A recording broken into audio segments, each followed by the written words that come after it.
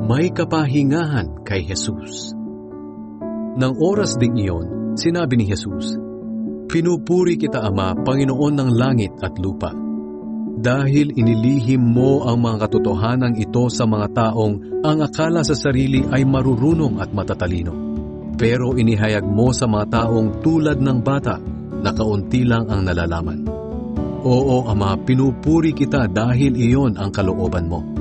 Pagkatapos sinabi niya sa mga tao, "Ibinigay sa akin ng aking Ama ang lahat ng bagay. Walang nakakakilala sa anak kundi ang Ama, at walang nakakakilala sa Ama kundi ang anak, at ang mga taong nais ng anak na makakilala sa Ama. Lumapit kayo sa akin, kayong lahat na nahihirapan at nabibigatan sa inyong pasanin, at bibigyan ko kayo ng kapahingahan.